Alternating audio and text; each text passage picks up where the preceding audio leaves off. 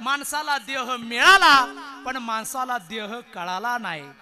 एक गोष्ट सांगू, ऐका गड्या, पशु पक्ष्यांना काही काही देह कळला पण आपल्याला देह कळला नाही. ऐका बरं, आपण सगळे रामायण ऐकतो. ऐका, रामायणामधला एक सुंदर प्रसंग आहे. सुंदर प्रसंग आहे. रावण आला, रावणाने साधूचं वेश धारण केलं आणि साधूचा वेश धारण करून रावण आला. सीतामाईला म्हणला माय भिक्षा माग. सीतामाईने भिक्षा वाढायला गेली. रावणाने सीतामाईला घेतलं आणि रावणाने पुष्पक विमानामध्ये बसवलं आणि सीतामाईला घेऊन चालले. ज्यावेळी सीतामाईला घेऊन जात असताना जटायू पक्षी होता, त्या जटायूनं पाहिलं, जटायूनं भरारी मारली आणि रावणाचा तो रथ पाडला. जटायू म्हणू लागला, हे रावणा, अरे त्या सीतामाईला घेऊन काय चाललास तू? एका आबलेला घेऊन चाललास? घेऊन जाऊ देणार नाही, कारण राम भक्त आहे. जोपर्यंत राम भक्त जिवंत आहे तोपर्यंत एखाद्या आबलेला तू घेऊन जाऊ शकत नाही. कोण म्हटलंय? कोण म्हटलंय? एक पक्षी म्हटलाय. उभ्या डोळ्याने आपण ही घटना रोज पाहतो, रोज, पण आपली ताकद होत नाही कुणाला अडवण्याची. जटायू पक्षी होता, त्याने अन्याय सहन केला नाही. त्या जटायूने भरारी मारली आणि रावणाचं पुष्पक विमान खाली पाडलं. घनघोर युद्ध सुरू झालं. ज्या वेळेस रावणाचं आणि जटायूचं युद्ध सुरू झालेलं आहे, रावण ऐकत नाही आणि जटायू ऐकत नाही. शेवटी रावण थकला आणि रावण म्हटला, हे जटायू, एक काम कर, तू तुझं मरण सांग, मी माझं मरण सांगतो. दोघही एकमेकाचं मरण सांगू, एकमेकाच्या मरणावर घाव घालू आणि एकमेकाचं युद्ध बंद करून टाकू. जटायू म्हटला चालेल. मग म्हटला सांग तुझं मरण कशात आहे? जटायू म्हटला माझं मरण पंखामध्ये आहे. रावण म्हटला खोटं बोलायचं नाही. म्हटला रामाची शपथ, राम भक्त कधी खोटं बोलत नाही, माझं मरण माझ्या पंखामध्ये आहे. जटायू म्हटला तुझं मरण सांग. म्हटला माझं मरण डाव्या पायाचा अंगठ्यामध्ये आहे. जटायूनं मागचा पुढचा विचार केला नाही, भरारी मारली आणि रावणाचा डावा पायाचा अंगठा फोडला. जसा अंगठा फोडला पण रावण मेला नाही. वास्तविक पाटा रावण खोटं बोलला, म्हणून तेव्हापासून रावणाला नुसतं रावण म्हणत नाहीत, कपटी रावण म्हणतात. रावणाने कपट केलं आणि कपट केल्यामुळे रावण मेला नाही. वास्तविक पाहता रावणाचं मरण नाभी कमळामध्ये बाण लागल्यानंतर होतं, पण रावणाने खोटं बोलल्यामुळे रावण मेला नाही. रावणाने मागचा पुढचा विचार केला नाही. जटायूचे दोन्ही पंख छाटून टाकले. जटायू पडला. रावण सीतामाईला घेऊन गेला. आता जटायू पडलेला आहे आणि जटायू पडलेला जटायू प्रभू रामचंद्रजीला हाक मारतोय, प्रभू तुम्ही लवकर या, प्रभू तुम्ही लवकर या.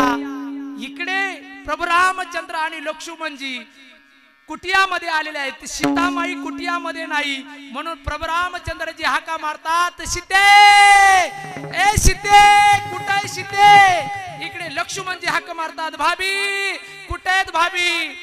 आवाज देत आहेत आणि त्यांना सीतामाईचा शोध लागत नाही. इकडे जटायू पडलेला आहे आणि जटायू म्हणतोय, ओ जाने वाले रघुवीर को प्रणाम हमारा कह देना, ओ जाने वाले रघुवीर को प्रणाम हमारा कह देना, ओ जाने वाले रघुवीर को प्रणाम हमारा कह देना, ओ जाने वाले रघुवीर को प्रणाम हमारा कह देना, प्रणाम हमारा कह देना, प्रणाम हमारा कह देना, प्रणाम हमारा कह देना, प्रणाम हमारा कह देना,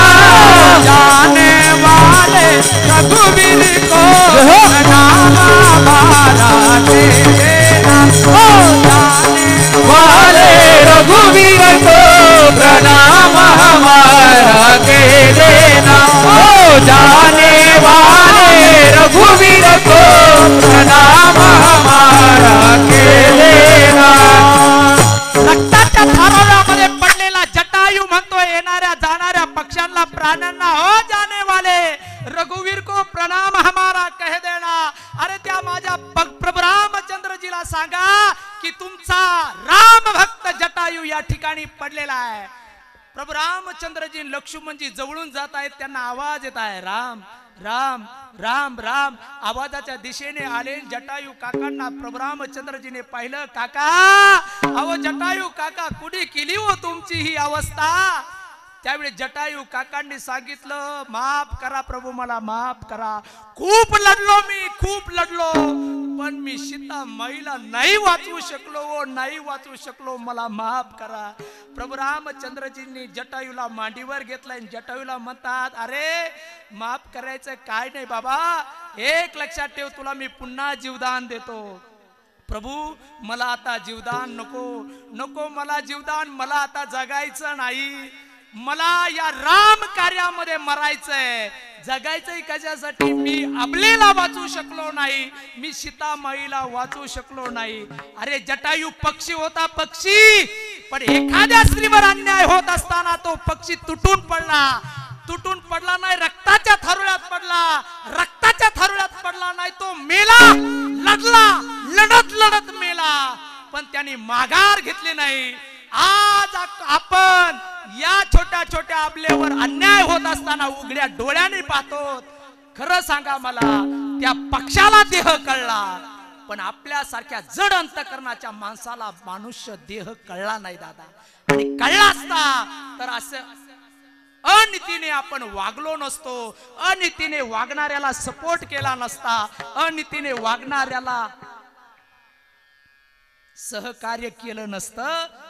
तो जटायू मांडीवर पडलेला आहे आणि मांडीवर असलेला प्रभू रामचंद्रजी म्हणतात, जटायू काका तुम्हाला मी पंख देतो. जटायू काकांनी सांगितलं, नको मला, मला पंख नको, आता मला मरण द्या, तुमच्या मांडीवर मरण द्या.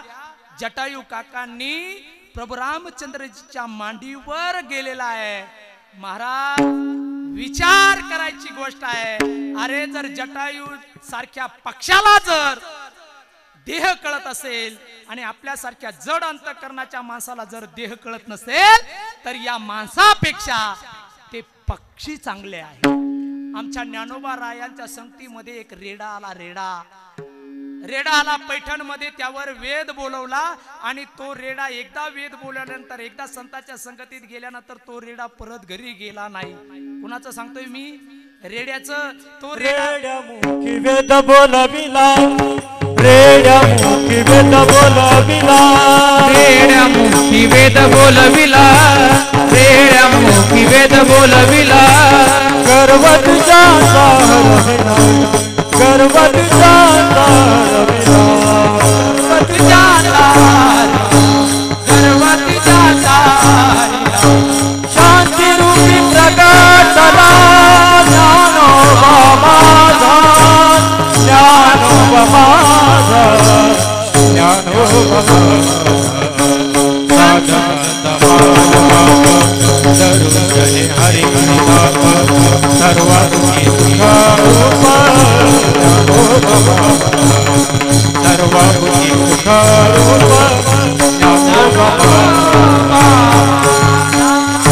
रेड्याच्या मठातून पैठण मध्ये वेद बोलवला.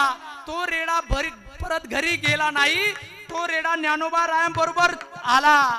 तो आळंदीला प्रवास करत असताना, आळंदीच्या रस्त्याने प्रवास करत असताना आळ्या फाट्याजवळ त्या रेड्याने आपला देह ठेवला.